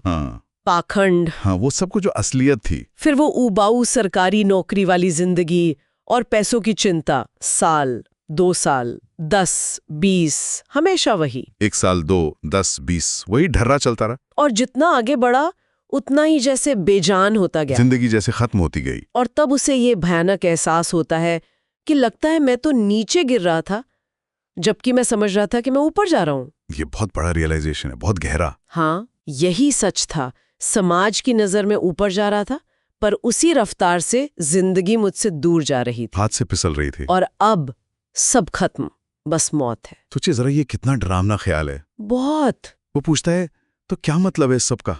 क्यों हो ही नहीं सकता कि जिंदगी इतनी बेमतलब और घिनौनी हो? और अगर थी भी तो फिर मरना ही क्यों है, और वो भी इतने दर्द में? हाँ, जरूर कुछ गड़बड़ है, कुछ तो गलत है। और तभी उसके दिमाग में एक विचार कौंधता है, एक बिजली की तरह। क्या? शायद मैं वैसे नहीं जिया जैसे जीना चाहिए था। ये शायद वही जवाब है जो सारी पहेली सुलझा सकता है, जिंदगी और मौत की। हाँ, शायद यही हल है। लेकिन वो क्या करता है? वो फौरन इस ख्याल को झटक देता है, कहता है नहीं, ये हो ही नहीं सकता, नामुमकिन है। पर क्यों? ऐसा क्यों? क्योंकि उसे लगता है उसने सब कुछ ठीक किया है। वो अपनी जिंदगी की शुद्धता, अपने सही होने के ख्याल को छोड़ नहीं पा रहा। वो उस करेक्टनेस के विचार से चिपका हुआ है। हाँ, वो जवाब देता है, लेकिन ये कैसे हो सकता है जब मैंने सब कुछ ठीक से किया? देखिए, वही दलील। और वो रोना बंद कर देता है, दीवार की तरफ मुंह कर लेता है। बस उसी सवाल में डूबा रहता है, क्यों, किस लिए, ये सारा डर, ये पीड़ा। पर कोई जवाब नहीं मिलता। बिल्कुल नहीं। और ये पैटर्न देखिए, जब भी उसे ये ख्याल छूटा है कि शायद वो सही ढंग से नहीं जिया, हाँ, वो फौरन अपने पूरे जीवन के सही होने की दलीलें याद करता है और उस अजीब, परेशान करने वाले ख्याल को झटक देता है, भगा देता है। ये वाकई सोचने वाली बात है ना? हाँ, बहुत ज्यादा, कि मौत इतनी करीब है, जिंदगी का खोखलापन साफ दिख रहा है, फिर भी इवान अपनी शुद्धता, अपने सब कुछ ठीक से करने के उस खोल को क्यों नहीं तोड़ पा रहा? कैसे ये बाहरी मान्यता, ये दिखावा अंदर की सच्चाई का सामना करने से रोकता है, ये सवाल बना रहता है। अध्याय 10। तो इस अध्याय में हम देखते हैं कि इवान इलिच लगभग पूरी तरह से बिस्तर या कहें सोफे पर ही आ गए हैं। हाँ, बिल्कुल। और अक्सर वो दीवार की तरफ मुंह करके लेटे रहते हैं, जैसे दुनिया से सबसे कट जाना चाहते हो। और वो दर्द, वो तो है ही लगातार। वो दर्द तो है ही, लेकिन साथ में एक अजीब सी मानसिक कश्मकश चल रही है उनके अंदर। मतलब दो तरह की बातें चल रही हैं दिमाग में। हाँ, जैसे एक तरफ तो पूरी निराशा है, मौत का डर जो बढ़ता जा रहा है। बिल्कुल। और दूसरी तरफ कभी-कभी एक उम्मीद की हल्की सी किरण दिखती है, बहुत हल्की, जैसे शायद किडनी ठीक हो जाए या वो अपने शरीर के किसी हिस्से पर ध्यान देने लगते हैं। लेकिन ये उम्मीद अब बहुत ज्यादा टिकती नहीं है ना। नहीं। जैसे जैसे वक्त बीत रहा है, वो मौत वाली सच्चाई ज्यादा भारी पड़ती जा रही है। हाँ, वो उम्मीद तो अब बस एक वहम सी लगती है, जबकि मौत का एहसास बहुत ठोस, बहुत वास्तविक है। उन्हें साफ लगता है कि वो बस नीचे फिसले जा रहे हैं, लगातार। और इसे रोक नहीं सकते। ये एहसास तो भयानक होगा। बहुत। और इस शारीरिक दर्द के साथ एक और चीज जो उन्हें अंदर ही अंदर खाई जा रही है, वो है अकेलापन, भयानक अकेलापन। हाँ, ये अजीब बात है। मतलब शहर भरा हुआ है, लोग हैं, जानने वाले हैं, परिवार हैं, लेकिन वो अंदर से बिल्कुल अकेले हैं, और ये अकेलापन उन्हें कहीं और जाने नहीं देता, सिवाय अपनी यादों के। और यादें भी वो एक खास तरीके से आती हैं, समय में पीछे की तरफ जाती हैं। हाँ, पहले हाल की बातें याद आती हैं, फिर जवानी की, और फिर वो बचपन की यादें, बहुत दूर की। और दिलचस्प बात यह है कि बचपन की यादों में ही कुछ है जो थोड़ा अच्छा लगता है, थोड़ी मिठास। पर वो भी इतनी धुंधली हो गई है जैसे किसी और की कहानी हो। उनको याद करना भी अब दुख देता है। हाँ, और दूसरी तरफ जो वयस्क जीवन की यादें हैं, वो तो बिल्कुल उल्टा है। अपना पढ़ना, लॉ स्कूल, फिर नौकरी, तरक्की, शादी, समाज में रुतबा, पैसे की चिंता, ये सब अब कैसा लगता है उन्हें? अब ये सब उन्हें बहुत छोटा लगता है, फिजूल, सतही, यहाँ तक कि घिनौना भी। टोल्स्टॉय यही दिखा रहे हैं कि मौत के सामने ये सारी सामाजिक सफलताएं कितनी बेमानी हो जाती हैं। ये तो बहुत बहुत गहरा विचार है। मतलब जिसे वो जिंदगी भर ऊपर चढ़ना समझ रहे थे, समाज की नजरों में कामयाब हो रहे थे, हाँ, असल में वो शायद नीचे गिर रहे थे। उनकी असलियत, उनकी आत्मा, वो कहीं पीछे छूट रही थी। और यहीं पर वो पत्थर वाला रूपक आता है ना, गिरता हुआ पत्थर। बिल्कुल। जैसे पत्थर गिरते हुए रफ्तार पकड़ता है, वैसे ही इवान को लगता है कि उसके दुख, उसकी पीड़ा अंत के करीब आते आते और तेज और भारी होती जा रही है। ये बस नीचे गिरना नहीं है, ये तेजी से नीचे गिरना है। वो इसका विरोध करना चाहते हैं, चीखना चाहते हैं, पर पता है कि कुछ कर नहीं सकते। कुछ नहीं, बस वो सोफे के पीछे या अंधेरे में घूरते रहते हैं, उस भयानक गिरावट का, उस अंत का इंतजार करते हुए। और वो सवाल जो उन्हें खाया जा रहा है, ये क्या है, क्या यही मौत है? और अंदर से जैसे कोई आवाज जवाब देती है, बिल्कुल सपाट, हाँ यही है। फिर वो पूछते हैं, ये तकलीफ क्यों, आखिर क्यों? और आवाज कहती है, कोई कारण नहीं, बस ऐसे ही, कोई लॉजिक नहीं, कोई वजह नहीं। वो समझने की कोशिश करते हैं, कोई तो वजह होगी। हाँ, और तभी एक पल को ख्याल आता है, शायद मैंने जीवन सही तरह से नहीं जिया। लेकिन फौरन वो इस ख्याल को झटक देते हैं। हाँ, वो वापस अपने सही जीवन के खोल में चले जाते हैं कि मैंने सब कुछ कायदे से किया, जैसा सब करते हैं, जैसा समाज चाहता है। और शायद यही सोच कि उन्होंने जीवन सही जिया है, यही उन्हें सबसे ज्यादा तकलीफ दे रही है। बिल्कुल, ये उन्हें सच्चाई का सामना करने ही नहीं दे रहे, वो खुद को धोखा दे रहे हैं। और अंत में बस एक कड़वी सी मुस्कान रह जाती है, जैसे कह रहे हो कोई मतलब नहीं, तकलीफ, मौत किस लिए? हाँ, वो जवाब ढूंढ ही नहीं पा रहे क्योंकि वो गलत जगह देख रहे हैं, अपने उस तथाकथित सही जीवन के भ्रम में अटके हुए हैं। ये वाकई सोचने वाली बात है। अपने जीवन की सच्चाई को देखने के लिए तब तक इंतजार करते हैं जब तक मौत दरवाजे पर ना आ जाए। अध्याय 11। तो यहाँ हम देखते हैं इवान इलिच को पिछले 2 हफ्ते बस सोफे पर एक ही स्थिति में लगातार कराहना, सामने घूरते रहना, बस यही चल रहा है। हाँ, बिल्कुल वैसी ही हालत। और इसी बीच वो खबर आती है जिसका उन्हें इंतजार था, शायद पेट्रुशेव का शादी का प्रस्ताव। हाँ, जिसके लिए वो और प्रेस्कोविया फेदोरोवना मतलब चाहते थे कि ये हो जाए। तो प्रेस्कोविया जाती है बताने, शायद सोचती है कि थोड़ी खुशी होगी, लेकिन वो देखती है कि इवान की हालत तो और बिगड़ गई है। और फिर उसका रिएक्शन देखो, पत्नी और बेटी को देखता है, पर उन नजरों में, खासकर पत्नी के लिए, अजीब सी कड़वाहट है, नफरत जैसी। हाँ बिल्कुल। और फिर वो कहता है, भगवान के लिए मुझे शांति से मरने दो। मतलब ये सुनना कितना मुश्किल होगा परिवार के लिए। और बेटी से भी वही रूखापन कि तुम सबको मुझसे छुटकारा मिल जाएगा जल्दी, भयानक है। बहुत ज्यादा। अपने ही परिवार पर बोझ महसूस करना, उफ। और फिर डॉक्टर आता है, वो उम्मीद की शायद आखिरी किरण। लेकिन इवान उससे भी लगभग मुंह मोड़ लेता है। बस हाँ नहीं, गुस्से से भरी आंखें डॉक्टर पर। जैसे कह रहा हो तुम भी इसी दिखावे का हिस्सा हो। बिल्कुल। और आखिर में तो साफ कह लेता है, आप जानते हैं आप मेरे लिए कुछ नहीं कर सकते, तो मुझे अकेला छोड़ दें। इसे डॉक्टर को नहीं, शायद पूरी दुनिया को कह रहा है वो। सही बात है।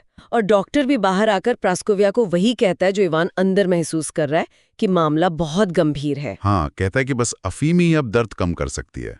और वो दर्द भयानक होगा, ये डॉक्टर भी समझता है। लेकिन टॉल्स्टॉय यहाँ जोर देते हैं, शारीरिक पीड़ा से ज्यादा वो मानसिक पीड़ा है। वही उसकी असली यातना है। हाँ बिल्कुल, वो अंदर ही अंदर उसे खाए जा रही है। और उसी रात इसी उथल पुथल में वो गेरासिम वाला क्षण आता है। ओह हाँ, वो बहुत महत्वपूर्ण है। वो गेरासिम के सोते हुए मासूम चेहरे को देखता है और अचानक एक सवाल कौंधता है। क्या हो अगर मेरा पूरा जीवन ही गलत रहा हो? सोचो जरा, ये सवाल, ये उसकी पूरी हस्ती पर, उसके पूरे अस्तित्व पर सवाल उठा देता है। उसे लगता है कि शायद जीवन वैसे नहीं जिया जैसा जीना चाहिए था। हाँ, वो समाज के तौर तरीकों के खिलाफ जो उसके मन में कभी कभी हल्के से विद्रोह उठे थे, जिन्हें उसने दबा दिया था। शायद वही सच थे। हाँ, और बाकी सब, उसकी नौकरी, उसका घर, परिवार, समाज में उसका रुतबा, सब झूठ। एक बड़ा भयानक झूठ। वो कोशिश करता है अपनी जिंदगी को डिफेंड करने की, उसे सही ठहराने की, लेकिन उसे लगता है कि कुछ है ही नहीं बचाने लायक, सब खोखला। उफ, इस एहसास का वजन कितना भारी होगा। और वो खुद से कहता है, और अगर ये सच है कि मैंने सब गवा दिया और अब सुधारना नामुमकिन है, तो फिर क्या? तो फिर क्या में कितनी निराशा है। और अगली सुबह ये एहसास और पक्का हो जाता है जब वो सबको देखता है, नौकर, पत्नी, बेटी, डॉक्टर। हाँ, उनकी हर बात, हर हरकत उसे रात वाली सच्चाई का सबूत लगती है। उसे उन सब में अपनी ही परछाई दिखती है। वो सब जिसके लिए वो जिया था। और अब साफ दिखता है कि वो सब असली था ही नहीं, एक धोखा था, एक बहुत बड़ा धोखा जिसने जिंदगी और मौत दोनों को छुपा लिया था। और इस समझ से उसकी शारीरिक पीड़ा 10 गुना बढ़ जाती है। हाँ, वो तड़पता है, छटपटाता है, कपड़े नोचता है जैसे वो उसे घोंट रहे हों, उसे नफरत हो जाती उन सब से। फिर उसे अफीम दी जाती है, भारी डोज, वो बेहोश हो जाता है। लेकिन राहत थोड़ी देर की है। दोपहर में दर्द फिर वापस, वो भयानक एहसास फिर वापस। फिर पत्नी वो सुझाव देती हैं, कम्युनियन का। हाँ, एक पारंपरिक रास्ता कि शायद इससे कुछ मदद मिले, नुकसान तो है नहीं। और इवान का रिएक्शन आंखें फाड़कर पूछता है, क्या कम्युनियन, क्यों? जरूरत नहीं है। हालांकि वो हिचकाता है, शायद पत्नी के आंसू देखकर या अंदर कोई बहुत ही धुंधली सी उम्मीद। हाँ, और वो मान जाता है। पुजारी आता है, वो अपने पाप स्वीकार करता है और एक पल को वाकई उसे राहत मिलती है। हाँ, वो शक, वो दर्द, वो कड़वाहट जैसे थोड़ी कम होती है, आशा की एक किरण दिखती है। वो अपनी बीमारी के बारे में सोचने लगता है, वर्मीफॉर्म अपेंडिक्स, शायद ऑपरेशन हो जाए। आंखों में आंसू आ जाते हैं उसके, संस्कार लेता है, लेटने पर शांति महसूस होती है। जीने की इच्छा वो फिर जाग उठती है, जीना, मैं जीना चाहता हूं।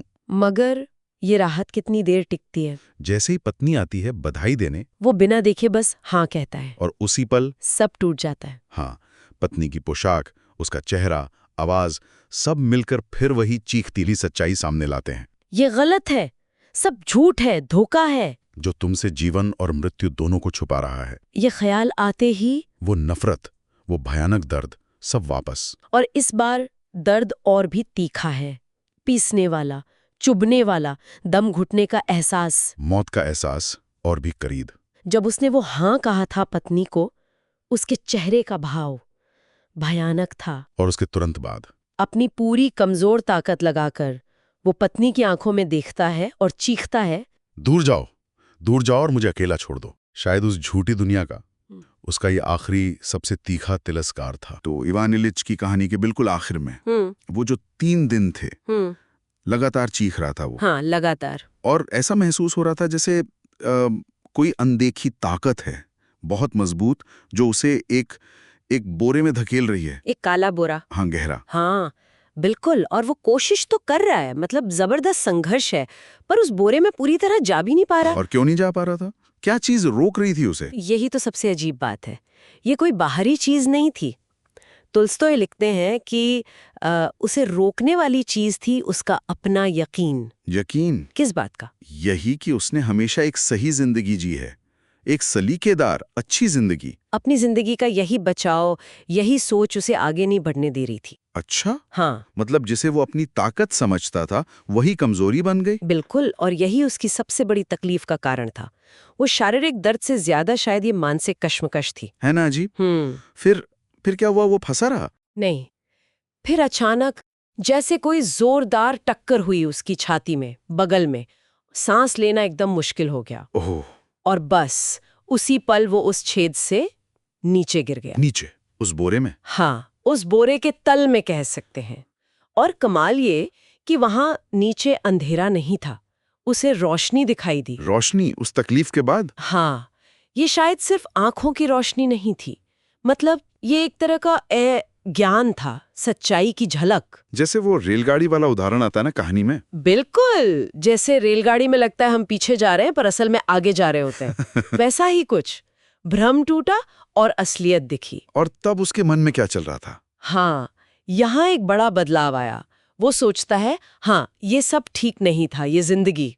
उसने मान लिया आखिरकार। मान लिया, पर साथ ही ये भी सोचा, लेकिन कोई बात नहीं, इसे ठीक किया जा सकता है। अच्छा, मरने से ठीक पहले?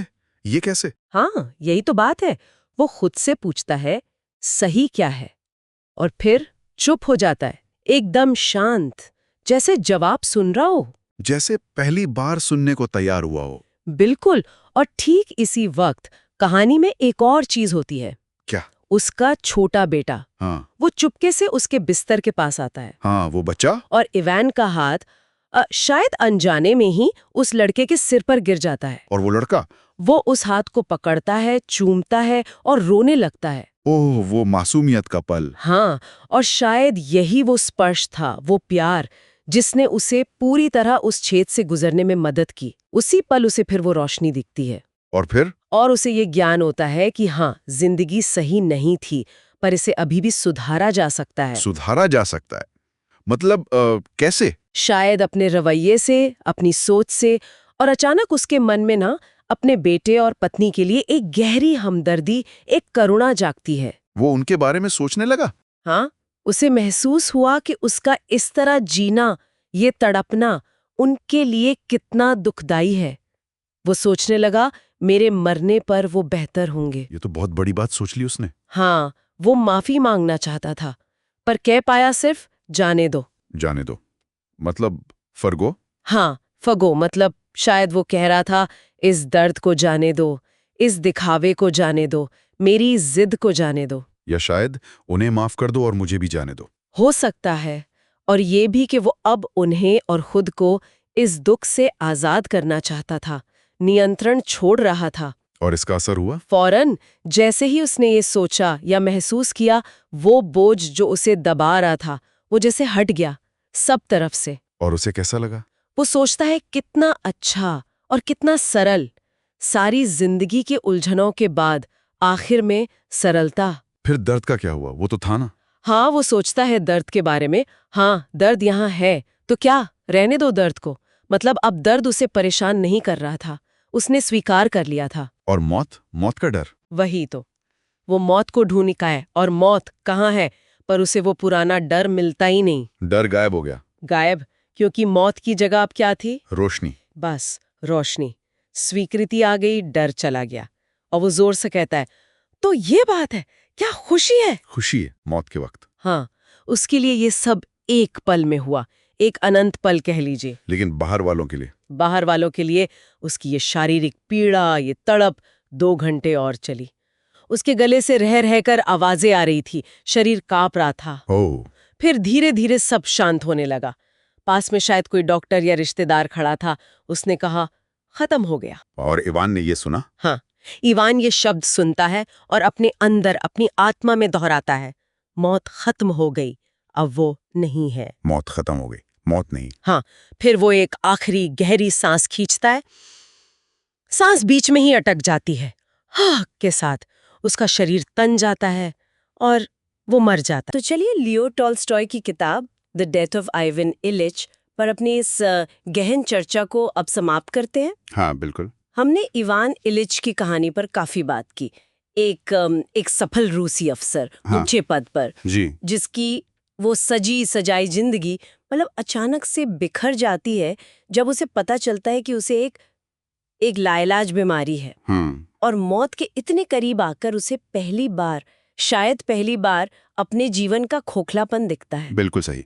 और टॉल्स्टॉय की यही तो खूबी है कि वो इवान के जरिए इंसान के मन की वो उथल-पुथल, उसकी इच्छाएं, अधूरी इच्छाएं, हाँ, सच्चाई की तलाश और आखिर में वो प्यार की जरूरत, उसे बहुत बारीकी से पकड़ते हैं। सही कहा। ये सिर्फ एक कहानी नहीं है, बल्कि जैसा हमने बात की, कई पढ़ने वालों के लिए तो ये एक ऐसा अनुभव रहा जिसने मतलब जीवन को देखने का नजरिया ही बदल दिया। हाँ बिल्कुल। तो इवान इलिच की कहानी, जैसा हमने देखा, हमें जीवन की प्राथमिकताओं पर सोचने को मजबूर करती है। जी। वो झूठे सामाजिक दिखावे, सच्ची मानवीय जुड़ाव की जरूरत और हाँ, मौत की वो अनिवार्य सच्चाई। बिल्कुल।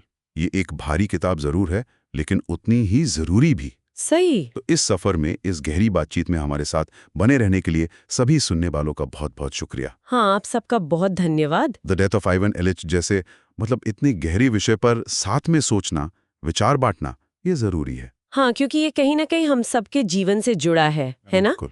और अगर आपको ये चर्चा या विश्लेषण पसंद आया और आप आगे भी ऐसी ही किताबों की गहराइयों में हमारे साथ उतरना चाहते हैं, तो हमारे चैनल बोलती किताब को जरूर लाइक करें और फॉलो करें। आपकी तरफ से मिलने वाला प्रोत्साहन हमें और बेहतर करने में मदद करता है। जी हाँ, जरूर। और हम भी चाहेंगे कि आगे भी ऐसे ही मतलब सोचने पर मजबूर करने वाली किताबों पर बातचीत जारी रखें। हाँ। तो अब हम अपने सुनने वालों से जानना चाहेंगे। हाँ बिल्कुल। कि अगली बार आप किस किताब पर हमारे साथ विस्तार से चर्चा सुनना चाहेंगे। कोई खास किताब, कोई लेखक या कोई विषय जो आपके मन में हो। हाँ, अपने सुझाव हमें जरूर भेजें। आपकी पसंद, आपकी राय हमारे लिए बहुत मायने रखती है। जी। और अगली चर्चा तक सोचते रहिए कि क्या हम अपनी इस भागदौड़ भरी जिंदगी में अपने गेरासिम को पहचान पा रहे हैं? वो कौन है जो हमें सच्चाई से, बिना दिखावे के सहारा देते हैं? क्या बात है, बहुत अच्छा सवाल है सोचने के लिए। तो अगली चर्चा तक अलविदा। अलविदा।